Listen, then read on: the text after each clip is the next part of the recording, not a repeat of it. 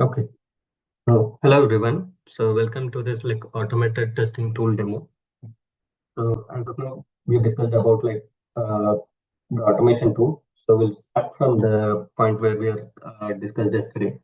So we'll start from the risk-based testing. So how the automation tool will help us to do this risk-based testing. So risk-based testing, generally in manual testing, what we'll say it depends on how much we are covering covering the requirement. So how much it has been covered. So in a traditional testing, manual testing, what we'll do is if there are n number of inputs, we'll take certain number of inputs and we'll say that these are all the points we have covered. We can consider even boundary value analysis. We'll take from the start value, initial value and the end value in between some one or two values and some negative values. So if we cover these, we'll say we have covered almost everything. But in automation testing, we even cover all the criteria combinations. So we don't want to miss anything so that we can justify ourselves saying that we have covered 100% of coverage for a requirement. So that is how the tool will help us to do this risk-based testing. So without even slipping anything from us. Okay. So this can be done through a tool. Let me walk you through the tool, how it does. So as we discussed, so this automation tool, it's like a predefined tool. It is a no-code automation tool where it gives a predefined framework. Already it has been defined and few structured modules have been already created. We can straight away use it. And when we come to our automation system under test, we can scan those applications and get started. So that's how it works. We don't want to prepare any predefined thing saying that I need to create a framework or such things. So it is like a straight away work. You can start from the beginning itself. And that too, when we start from the project beginning itself, we can get started with it. So even if there are applications which is a plain, it has been written on the document, even with that also we can start working on this. So that's how it has been used. So we'll start with the test case design. So we are going to cover that risk-based testing. So test case design is a section where we are going to design our test case. How many number of inputs? When there are multiple number of inputs, as we mentioned in a manual tradition, we will cover only few test cases. But in automation, with this tool, we can cover all the combination. We don't want to slip any use cases. So there are three algorithms which has been predefined in the application. It is just a single click to use that algorithms. So you need to just create a template saying these are my attributes and these are all my values. For example, age. We can say age. Valid age would be 18 to 60. So we can say that we can cover from 18 to 60 and even go beyond the negative tests less than 18 or greater than 60. So those are all the input points we can use.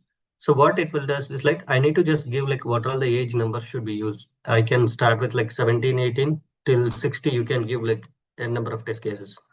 Till 60, you can give all the combinations. After that 60, you can go for the negative 61, 62, whatever it means. Okay, so these are all kind of edge cases covering it. With these details, if you input to the application straight away, our system will use the algorithm to generate the use cases. So it has a three combinations already we have discussed. One is orthogonal, one is linear, and another one is pairwise. So orthogonal is a simple approach based on the number of instances input combinations we are created. Our attribute contains a 10 instances. So those many use cases it get created. It is a straightforward approach. But when it comes to linear and pairwise, linear will have a combination of compares with one and two attributes. Likewise, it creates an orthogonal combination. It will create the number of instances. Coming to pairwise, it will take one, two, three attributes like that. It will take the first time one attribute and second attribute. Next time it will take one, two, three, and it will goes beyond. So likewise, it takes a pair and creates a combination. So let's start with the orthogonal approach. So I'll clear this instances. So now you can see this is my attributes. So create a template which has test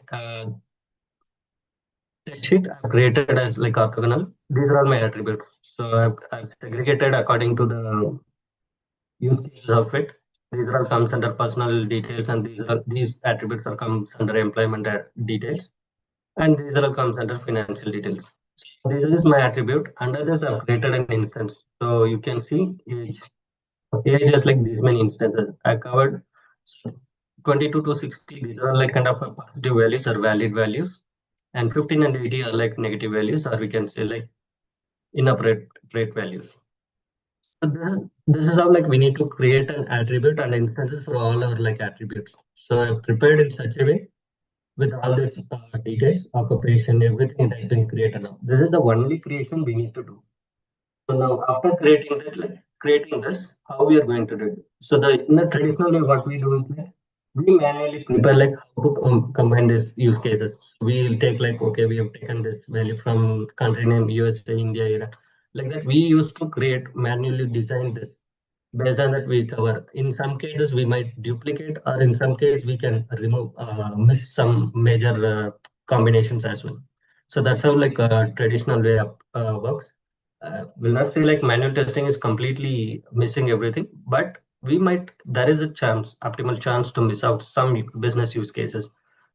But in automation tool, it is a predefined algorithm. It doesn't care about like how many number of relations, how many number of instances it is going to create. So whatever there is a chance, it will create those number of instances. So as we discussed, orthogonal is like a straightforward approach. It will create like based on number of instances. If age is like, okay, this has like 6 instances, which means this attribute has 6 instances, it will create 6 use cases. If any other attributes have like more than 6, it will create those number of instances. So just like a single click, right click, and I'm generating an instance as orthogonal. So there are 6 combinations. So this is my highest value of age, which has more instance. That's why it has been created as 6 use cases. So now this is my use case. Now 6 use case has been created with a single click. So we don't want to create separately or identify what are the combinations I need to use. This is the simple approach. And the next one is like linear. So linear and pairwise, it is like both, it works in a different way. Linear is like it covers a major, and pairwise is a major one, which covers like most of the attributes it covers. So linear with the same input, linear has like 42 instances. Orthogonal has covered only 6 instances, but linear covered 42 instances. Same way pairwise will cover 62 instances, 61 instances. So I'll show you the example of a linear. So now you can see the input and the attribute, whatever we used, it is the same attribute and the details. So I haven't increased or decreased any details here. If I remove the instance, so you'll see all the details what we have used, it is the same details. We haven't modified or changed anything. So with the same input itself, now this algorithm can give me a more number of use cases. So if I generate using this linear expansion, so it gives me 42 instances. So these are all my instances, use cases. So this is just like an instance. So you can see all the values have been filled. The same way, if we go to pairwise, it is also, it gives the same, use the same input. With this, like what we can do is like, I just have all my inputs and I know like when I have an age 22 with this nationality Egypt, and if there are like any conditions saying like he is a software engineer and he is a government employee, like all these details has been filled. We know like whether this guy is eligible for a particular program. So we can make the use case saying that like if these values are met, and we can say like he is eligible or not eligible. So how I prepared eligible and not eligible? So based on like invalid inputs. If one invalid input has been present inside this use case, it will be considered as not eligible. Likewise, like I prepared a use case saying that like these cases are eligible, and whenever an input has like invalid values or negative values, that will be become as like non-eligible, is not eligible for a program. That's how we can make sure it is given an expected result. Now with this input, we know this is eligible or not eligible. We know the expected output. With this input, we can give it to our decision engine, saying that like we can compare the decision engine's output. We pass all these details. My expected condition is eligible. If the decision engine also gives the same output, then our test case, our scenario, our functionality is working fine. User is eligible for that. So when I give like invalid input and my expected output is not eligible, the same way decision engine gives the same output. So we can compare the results with the application. Now this is like kind of a table instance. Even you can generate this table, or if you want to prepare it for some other purpose, or you want to validate your test results, you can generate this report. Usually, we can generate the report with like multiple options, print report. So it gives the exact copy of it. You can generate like all the combinations. But the point is like the table, how it looks, it will be similarly printed on the Excel sheet as well, or whatever the sheet. So it will be easy to get it. Let me take an example and show you. This is how it will come. So it clumps all the details in a single cell. So what it happens is like it looks like very uneven to see. After that, we need to do a modification. Instead of doing this, we have like another approach. We can straight away copy the table from the application and paste it in an Excel. This is automatic approach. And another approach is like, let me move to the application. So I'll do like I'm gonna copy all, right click, copy table to clipboard. So if we do this, this is how the input will look. Let me paste it one more time. So this is how the input will work. It will be very useful. It will be very clear. So we don't want to do any modifications right away. We can use a table or we can do it for our reference. Okay. So this is how we can export the report. And now after all preparation has been made, in case like I have like other, I've been like want to add in my program or modify in my program. I need to in I need to add like few more attributes. Say like I just prepared saying that like visa is applicable. So one more attribute I need to involve in it. The application might have a change. So we can install it do it directly. We don't want to do any changes on the test case level. So in the design itself, we can update it. So I'm saying like a visa available. This is one of my attribute I'm going to add it. And the instant values will be like simple yes or no.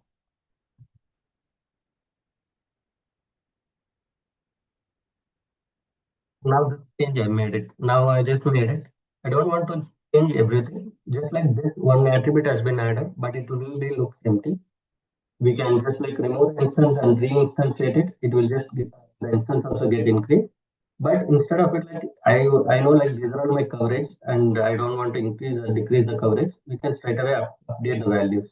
So empty values with orthogonal, that like it will have like some with or no, or if you want to specify, it's just like all dynamic.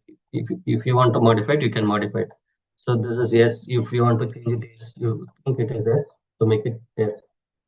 That's it. In some cases, I for my one of my program, I don't want this like maybe I can remove length of employment is not required for a certain program. I even can remove it. So just like right click and do a remove, data will go. We are not going to change anything here. Only change will be on the design. So if we design everything perfectly, it is a one-time activity. Later that like all the test case will be created as usual. So we don't want to miss anything. So this is how like we can do a modifications or we can incorporate or we can add it. So now I've created a use case with this. In as we yesterday discussed, we are going to have like many programs. We can create a new program for it, and I want to use the same thing. Straight away, it is the copy and approach. So we can just drag and drop wherever it is required. And tomorrow, if you want to move this attribute to another level or another place, everything can be modified. It is completely dynamic. Whatever the way we want to do it, we can do it. It is just like a design. So the way we want to do our application to test, we can design it whatever in the way. So this is all about like our test sheet where we are going to design our test case. So now the test case has been designed. I've created a use case saying that like to create an XML. So that is majorly in banks we used to handle with like either Excel or most probably on XML. Since you guys are like using like SOAP UI, so most probably the input will be on XML. So we can do that automatically in XML creation can also be done from this use case. So now we prepared all this orthogonal linear pairwise combination. These are all my inputs. Consider all these my inputs. With this input, I can create a template showing that to create an XML by the application itself. So let me quickly move over to the application. Okay, so this is my test case. I've created a test case for each one of it for orthogonal, linear, and pairwise. So what I did is like I just verify the system to check whether the XML is already exists. So because we need to have like a differentiation, right? What is the input of that XML? So we want to know that the input of XML has been coming from this test design.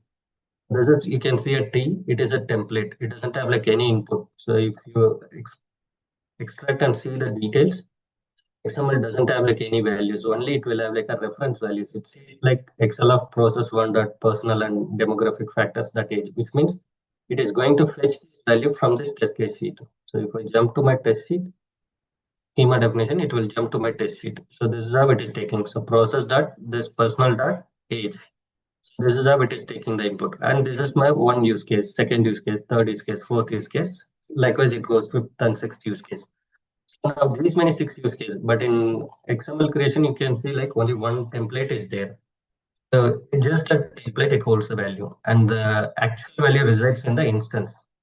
In the instance, you can see like there's six instances of here orthogonal it has been available. The same instance it has been created. In later case, like if we are modifying as we discussed earlier, so we are modifying or included some of the programs. For that, we have added some more attributes or removed some attributes. We don't want to change anything on the test case level. We can just like do a reinstance check. It will work. So reinstantiate instant means again it will just create a copy from the template. That's it. So now this, if you expand and see, you'll have an actual value inside this. It holds all the value. So you can see this value has been fetched from this check sheet. 22 Egypt, software engineer freelancer, 5,000, and the value is 620. The same it will be available inside you.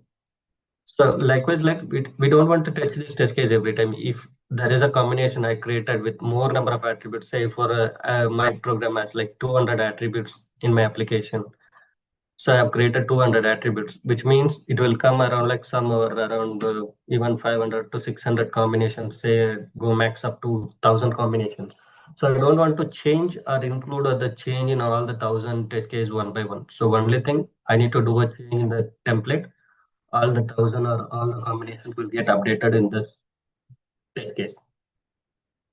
So now an XML test case has been created. What it does is like it's going to check verify there is an XML available. If it is not, you create an XML. With that XML, take these input values and create an XML. That's it.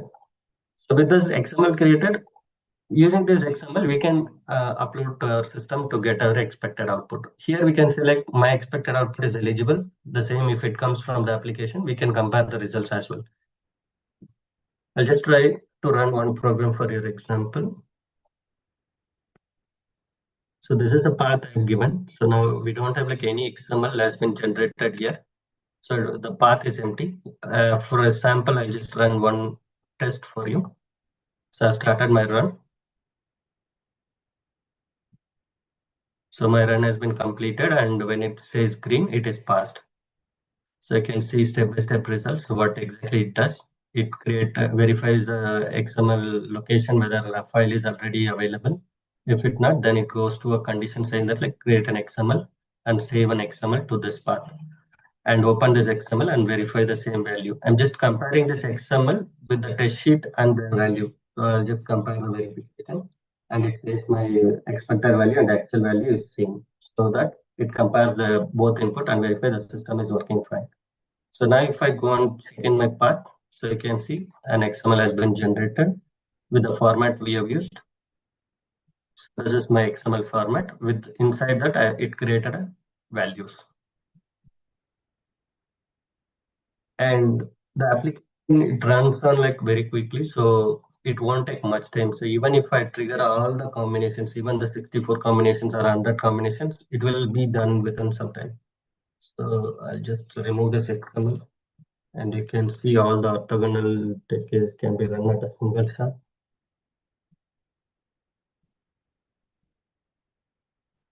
See how quickly it's been running. So it will be completed within some 10 seconds. Yeah, it even completed within less than 10 seconds. So now all my XML generation 6 test case has been completed successfully. Check my XML path so you can verify.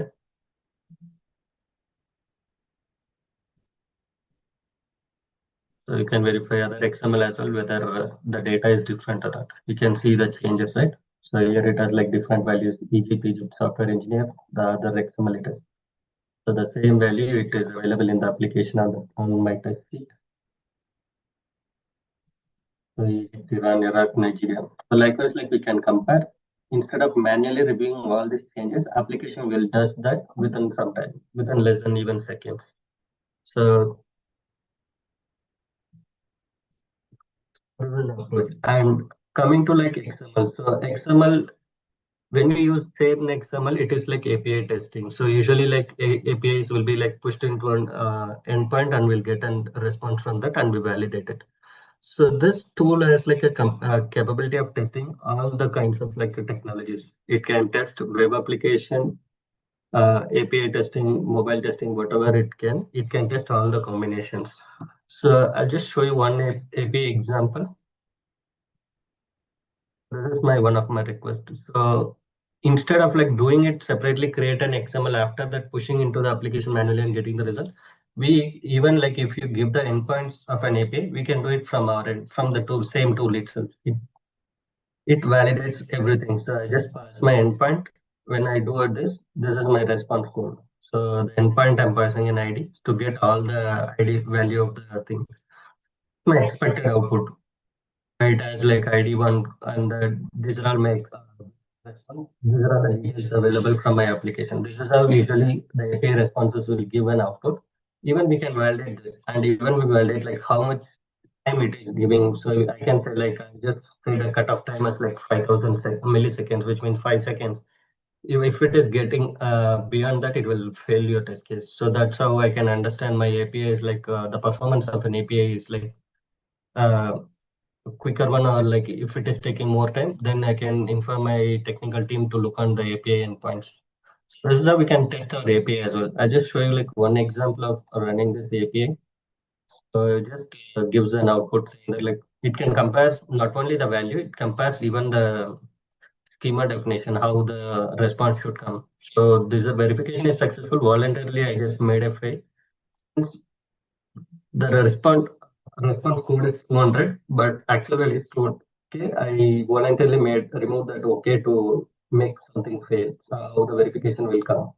Okay, so the verification is successful for the response time because we are giving 5,000, but even it comes under within 422 milliseconds. So we can verify, and this is the verification of my JSON response. We even can verify the complete. So this is my expected output. So this is my response will begin and my actual response. So it has been fetched from the application. Because we can test it from everything. So we can even check everything, how it looks. Everything can be verified from here. Let me go to model, how it looks.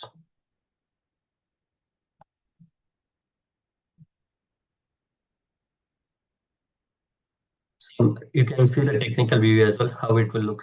So this is how we are passing our, this is my get method and this is my endpoint. If I do that, I need to check my response. So this is my response. This is how the response should come. So we are validating this as well. So you can even manually validate whether my automated output is giving the actual output or not.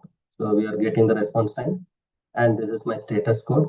And if I get status code correct, it should validate exactly the same. So we can cover this API testing in this application itself. We don't want to make all this input preparation done from my application and do it separately on the decision engine. If we have a link to that to give us as the endpoint of a decision engine, we can directly load input from the application itself. So that's how we can reduce our like a testing efforts more from using this tool. So as of now, we have discussed about like these are all my like inputs and where we are covering, how it has been covered, how I know like how many it has been covered, what it has been covered, what it has been executed. Uh, we have verified there's like different combinations, right? Maybe like consider these are all an example of certain functionality. This is my program 1, program 2, program 3. Now I want to make sure like how much it has been covered in my program 1, program 2, and program 3. So that's where we come under requirement section. So usually we used to maintain this on a test management tool like Jira or some other tool.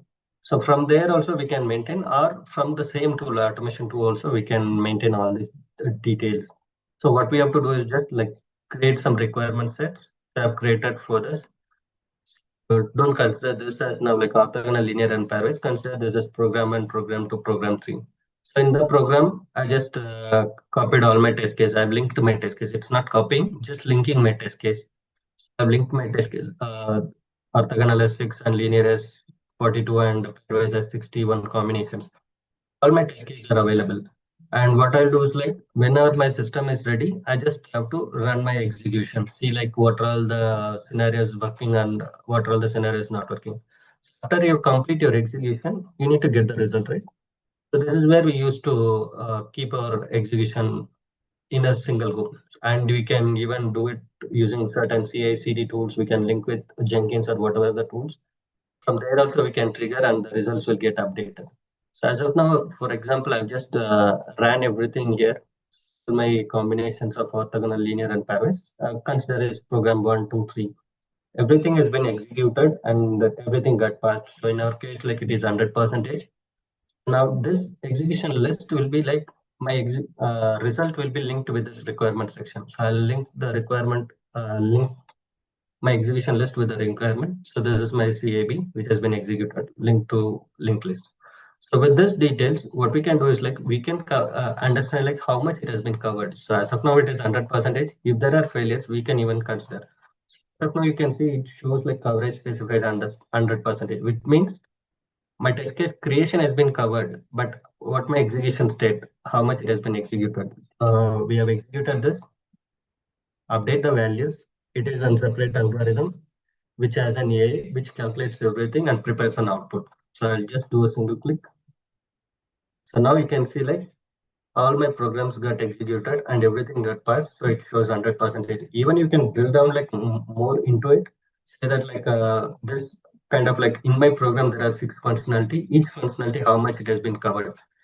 Likewise, we can drill down little deep as well to understand like for each functionality, how much it has been covered, how much passed, how much failed, or how much I covered for a testing. So everything can be prepared. And finally, this can be exported as a report as well, if you want. So this, you can see like showing everything as 100%. So maybe I can show like some other project which has like some failures. So in that, how will you get? So now I prepared one more requirement saying that like I have like some API test case, some mobile test case, some web test cases. Okay. So under web, how much it has been covered, it will give an exact details. Under web, I have certain programs or certain functionality. Each one, how much it gives each functionality, how much it has been covered on execution level. Now you can see the test case coverage has been 100% because we covered everything for a requirement.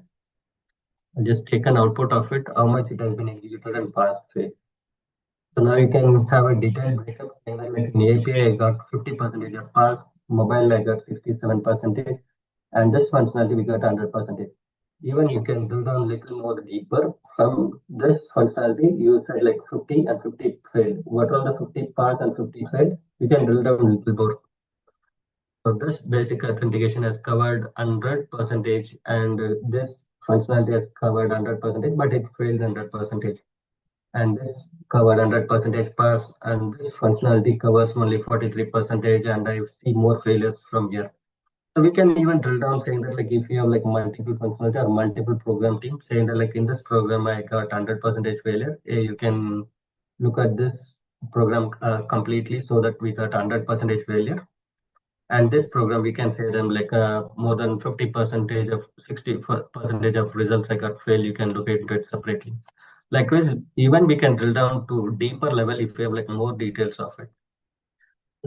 We can like generate a report and share it with our stakeholders saying like how much it has been covered. Usually in a manual test case or automation test case, what people will do is like just they will take like number of test cases executed. If I execute some around 1,000 test cases, for example, I'll get an example 700 test case or 800 test case passed and 200 test case got failed. In that case, what will the usually our traditional way of like reporting to stakeholders? I've run 1,000 test cases, 800 passed and 200 failed. And if there are like major failures or major defects, we'll just update it. But using this tool, we have like a requirement coverage, which we could say it as like a retraceability matrix. We can drill down more details into it. We can show even more better than that. I have ran 1000 test cases, 800 passed, 200 failed.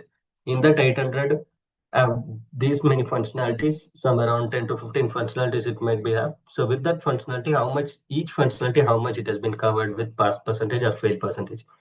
So this will give like more detailed output to our stakeholders to understand where exactly it is failing. I don't want to see like the number saying like failure, and you can even say which functionality is failing, which functionality is working fine. Okay. So apart from that, stuff now we have discussed only like our test case design and the XML generation and the requirement section. So we even the same tool can work for like your surrounding applications. If you have some applications like web application, mobile application, or even like a database or some other like APIs, some mules, integration applications will be there. Usually from one application to other application, the data link can be happen through APIs. So those API we can test it. So everything can be tested with this automation tool itself. It completely surrounds around like some 160 plus technologies to cover all the report. So just taken a sample. We have one sample application for it to test. So I'll show you one. So this is a sample application we have taken. So it's just like a kind of a simple basic banking application. It's a demo website. So what it does is like have some kind of like different options of account transfers, cards are available. So for example, we have taken this functionality transfers. With this transfer, we have like multiple options: transfer between accounts, transfer between users, outgoing wire transfer. These are just like some attempt testing transactions we can do. So if you take this transfer between accounts, it will have like two accounts where you can select your debit account and credit account and do some transfer amount for this so that a transaction will get created. This is my transaction, so enough amount is available. Okay, so this is my fee. Okay, so clicking on continue, so confirm. So my transaction has been completed and this is my transaction ID. This is my functionality of this application. This one also we can do automate from the same application, automation tool itself. So prepared from this. So you can see here on web, I've created this use case. So verify transfer between accounts functionality. So what I did is like I logged into an application. So precondition will have login all the login steps. Process will have like all the functionality steps. Finally, I'll just validate this. The success message. So the text I should verify is like this is my text. It has to verify that. And it has like an option to take screenshots as well if it is an UI application. So that's how we used to run and see how it works. So for sample, I'll just run one example to show how it automates the web application. I'll just close this application from here so that you can see like how automatically it has been getting created. Okay.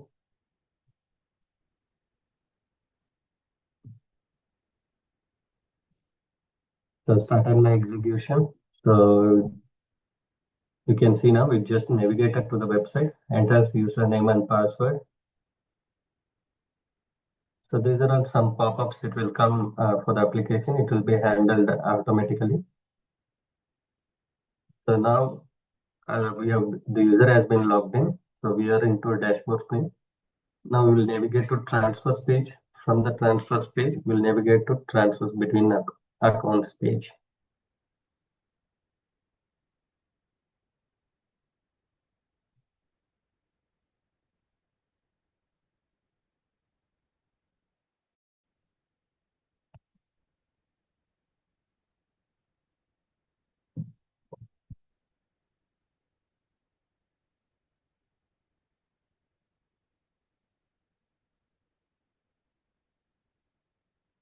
So it validates thing and finally log out the application. So our test has been successfully completed. So the test case has been passed. You can see the exact same steps, what is the outcome of each step. The precondition login has been passed and the process, all my transaction details are just validated. And we put a success message verification. How it verifies, you can see this verification message. So the text is verification was successful. What it verified, you can see like verification was successful. I expected this your request with it, and I kept a transfer ID to take this value and store into something so that I can use it for the next value. If I want to pass it or I want to print this in a report, it can get printed. So the actual value is like request ID. So it caps request ID for reference. And you can see like it takes the screenshots of wherever it's required. I just kept in the minimal places to fetch a screenshot. So this is how it will capture the screenshot. If there are like any issue happened, even you can validate after by using the report as well. This is how web automation also can be tested. So I already executed this web automation and all my test results will be coming like this only. So the same functionality accounts between transfer I've just executed and this is my output. So it has like all the screenshots. So this is web application. In the same way we can do for mobile application as well. So mobile application comes with like different flavors. We cannot test in like a single mobile application, right? We can test with multiple applications as multiple mobile applications as well. So we don't want to use like separately or any framework created for that also. We use like a same tool, follow the same steps. Only thing we need to capture the mobile screens. So I've done a same process for it. So here my process, it will do the same thing. So you can see I've connected my local mobile here, physical mobile. So even you can have like, we have like some mobile devices, cloud devices, some emulators or simulators, whatever it is, we can use it. So I've connected my device here. So with that, like I can even execute my mobile test cases also in this mobile application. So due to the time constraint, I'll move on to next. So this is how it will open and it will execute my test cases. I've executed few mobile test cases as well.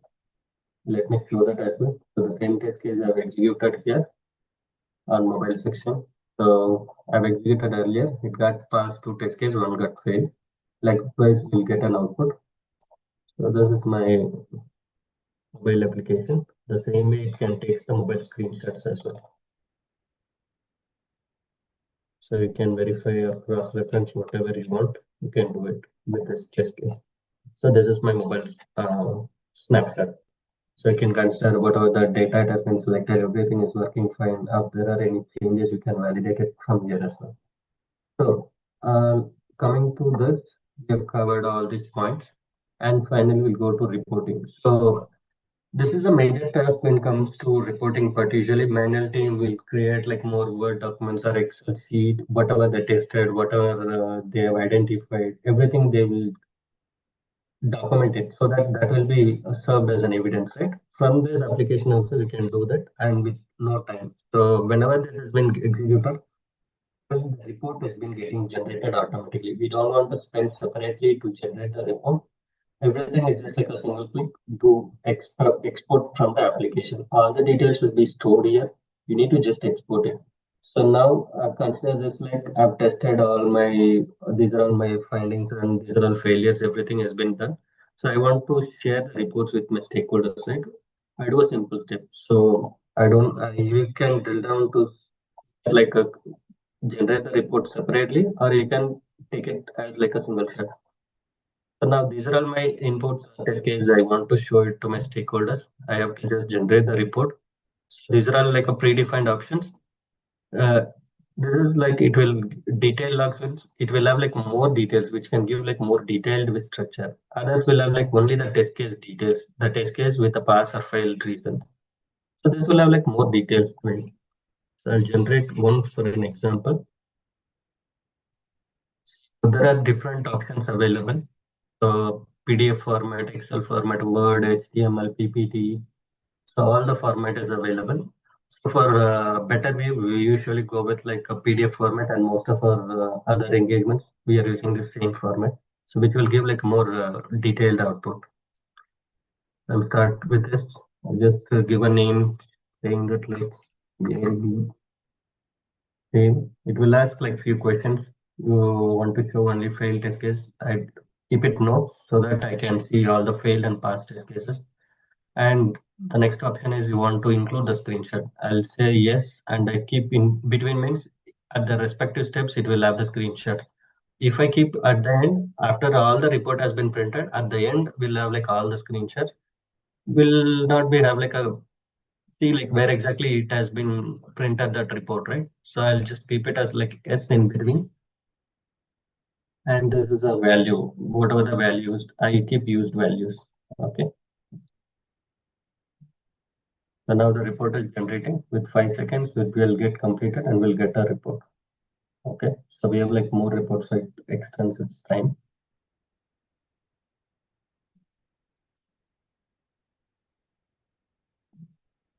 Okay. So that's it. Our report has been generated. So this is our execution report. So this is how our execution report will look like. The first page will say like execution test report. The next page will have like a test execution summary. Will give the brief output as saying that like how many test cases it has been run and what is the percentage and how many it got passed from that 100%. So 10 test cases are passed with that 100%. Pass percentage is 62 for passed and 6 test cases are failed. So the output has 37% got failed.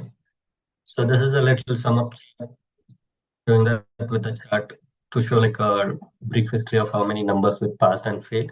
With the detailed output under this, you can see like all the detailed in output.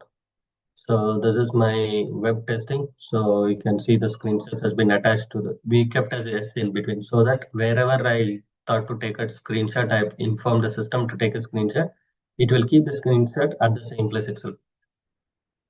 So it just like logged in and after that like navigate to certain page, validate all the functionality and these are all my input values. So we are saying used values, right? These are all the values I pass to this attributes to provide input. So it shares like all the details, everything in the report. And finally, this is my last screenshot. So I've taken a screenshot and it has like some verification. Wherever we kept verification, it says like verification was successful. So this is my verification details. I need to have this username. It says my expected value and the actual value has been passed. So the green tick is the all passed. Wherever we see like a red cross mark, it is like failed over there. So these are all some past test cases. Let's move on to some failed test cases to understand what is the reason of it.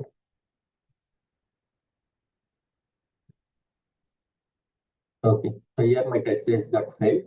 And this is the mobile testing. You can see the snapshot of it. So it fails on, okay, so it fails on here. It was not able to identify a certain radio button. So we are expecting an account with value end with like 7654, but in the UI, I don't see that account number. So that is why it's failed. And it will take the respective screenshot, even if it is on failed places as well. So that's how we can easily identify the actual report, saying that like wherever it's been passed or failed. And this complete report has been generated during our execution, so we don't want to spend separate time to getting this report as well. And we can share this execution report with the stakeholders for the proof of evidence, saying that like we have tested and this many got passed and this many failed. So with this, we cover like all our things. And finally, we have one thing. So test coverage we have completed on the requirement section. So the last section will be like a role-based authentication. As we see, like we usually like individual persons will not work for in each project. So every time there will be like a group of team members will be working on each application, right? So this application will come with like a predefined user management as well, so that all the users can be managed from here as well. So now you can see in the right side at the bottom, the user is admin. So I'm an admin, so I logged in with admin. So I have like, let's say I'm a lead and I have like a bunch of team members with me. So I can add all the users available here. So it is just like simply right click and create a user with certain level of details we need to pass it.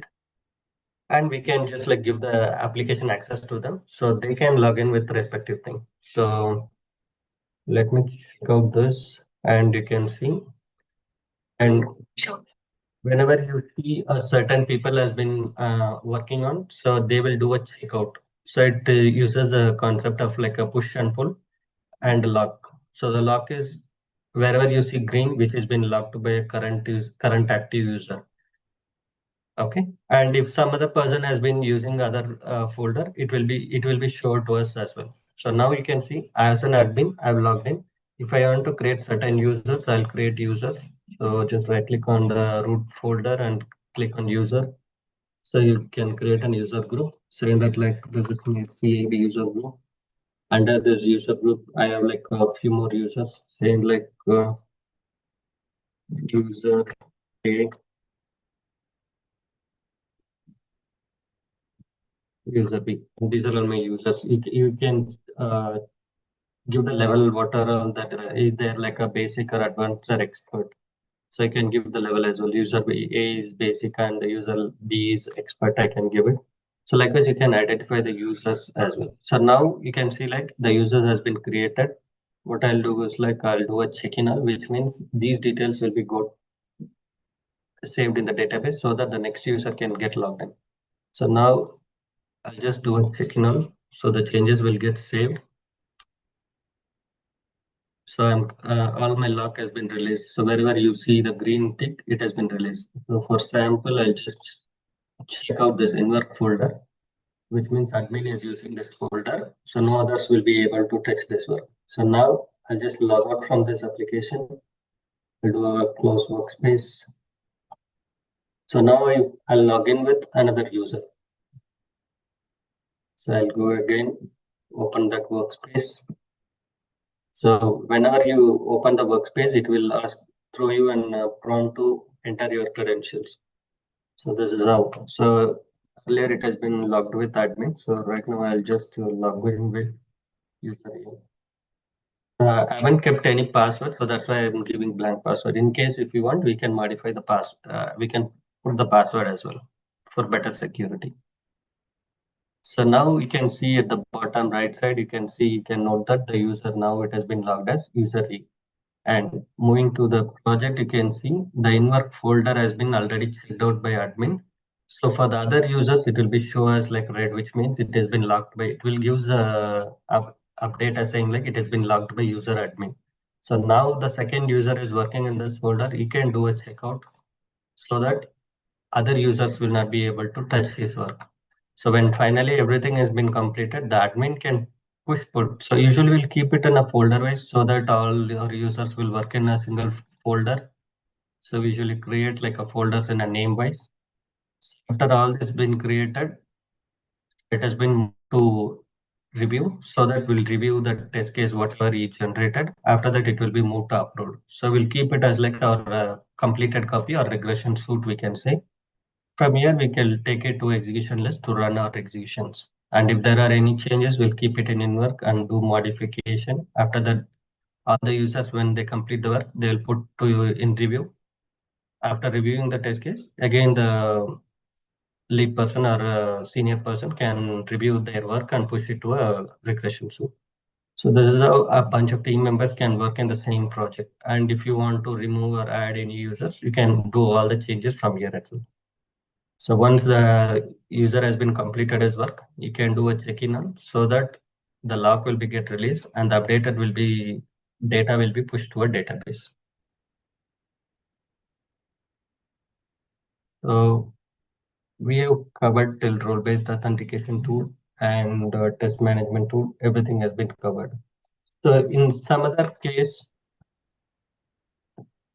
now what we have done. Vigesh, I think Yes, I can. you covered everything, right? Yes, I can. Yes. So I wanted to tell the team, if you have any queries, please reach out to us. Vigesh and all technical team will be happy to answer that. And if we missed anything, we can accommodate it, that in the next demo. But we eventually, I think Vigesh, you covered all the points. Okay. Thank you. Thank you, Sekar. Thank Stop my share. Yeah, Thank you, team. thank you. Akbar, you take this video. Yeah. You know where it is